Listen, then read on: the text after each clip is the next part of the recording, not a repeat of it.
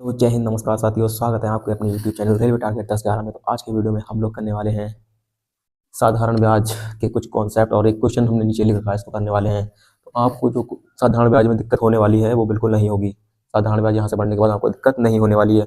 Zero से बिल्कुल हम पढ़ने वाले हैं साधारण ब्याज को, ठीक है। तो आइए देख लेते हैं। तो साधारण ब्याज को पढ़ने के लिए कुछ चीज़ों को आपको ध्यान में रखना होगा, ठीक है।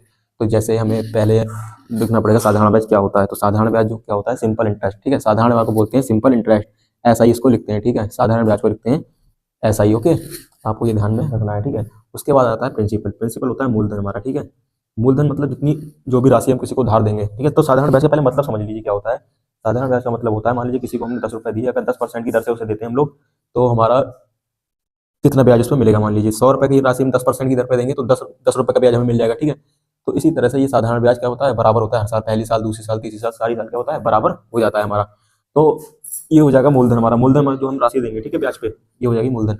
रेट कितनी दर से, यानी 10%, 20%, जितनी दर से देंगे वो हो जाएगी हमारा रेट, वो हो जाता है हमारा रेट, ठीक है। ये आपको ध्यान रखना है।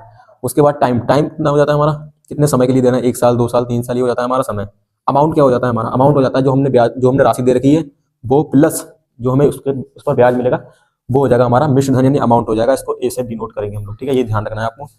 टाइम को समय से यानी पी से करेंगे और रेट को आर से करेंगे, और प्रिंसिपल हमारा जो हो जाएगा वो मूलधन हो जाएगा, ठीक है। पी से डिनोट करेंगे इसको। तो हमारे पास जो फॉर्मूला बन जाएगा सिंपल इंटरेस्ट निकालने का, ठीक है, वो हो जाएगा एसआई बराबर पी आर टी अपॉन में 100, ठीक है। ये निकाल लेंगे। पी हमारे पास क्या है, प्रिंसिपल यानी मूलधन है। आर क्या है हमारे पास, रेट ऑफ इंटरेस्ट है, ठीक है। और टी क्या है हमारे पास, समय है। और इसको प्रतिशत में बदलने के लिए हमारे पास मतलब ये 100 से डिवाइड कर देंगे, ठीक है, ये हो जाएगा।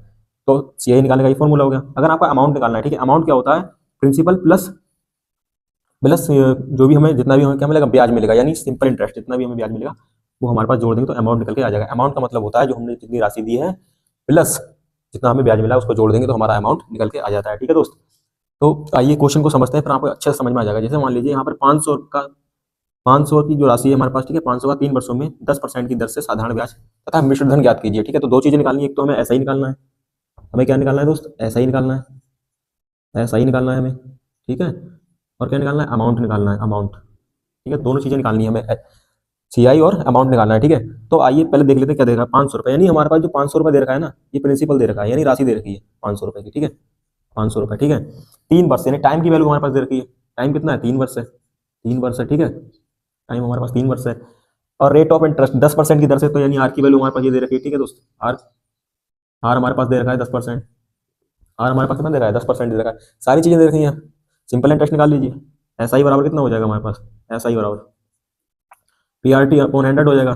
तो पी की वैल्यू यहाँ से देख लीजिए 500 दे रखी है, और आर की वैल्यू हमारे पास 10% है, और टी की वैल्यू हमारे पास है 3 वर्ष, ठीक है। और फिर क्या कर देंगे, 100 से हम लोग डिवाइड कर देंगे, ठीक है। तो ये निकल जाएगा हमारे पास यही। तो ये देखिए 2 जीरो से ये 2 जीरो कट जाएंगे यहाँ से, ठीक है। ये 2 जीरो से ये 2 जीरो कट गए, ठीक है। तो यहाँ से कितना बचा, 5 बचा, और ये 10 बचा, यहाँ से ये 3 बचा, ठीक है। तो 5 कम 5 नहीं है 15, तो ये 1 जीरो लग जाएगा यहाँ पर, ठीक है।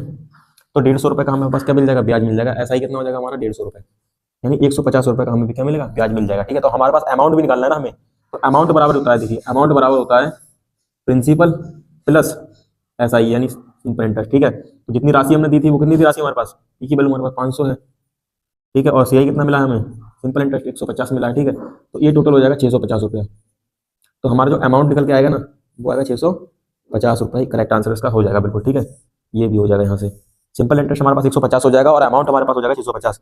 अमाउंट में आपको ये ध्यान रखना है कि प्रिंसिपल प्लस सीआई जोड़ा हुआ होता है, ठीक है, अमाउंट में, तो टोटल हो जाता है। तो अच्छा क्वेश्चन था, और ये आपको पूरे कॉन्सेप्ट को साधारण ब्याज के समझ ही होंगे। जिससे नहीं भी आता है वो भी इसको आराम से कर सकता है। सिर्फ बस आपको इन चीज़ों को ध्यान में रखना है, ठीक है। ये सारी चीज़ें अगर आप ध्यान में रखते हैं तो आप बिल्कुल इसके क्वेश्चन बना लेंगे। तो आज हम टाइप 1 का क्वेश्चन किया, तो अभी कक्षा में हम लोग टाइप 2 का क्वेश्चन हम करवा देंगे, ठीक है। तो लाइन से मतलब जो 3-4 तरह के क्वेश्चन बन जाते हैं वो सारे के सारे हम करवा देंगे। आप चैनल पे अगर अभी तक नए हैं, चैनल को सब्सक्राइब नहीं किया है तो कर लीजिएगा। ऐसे ही बढ़िया क्वेश्चन और ऐसे ही बढ़िया कॉन्सेप्ट आपको इस चैनल के माध्यम से मिलते रहेंगे। धन्यवाद दोस्त।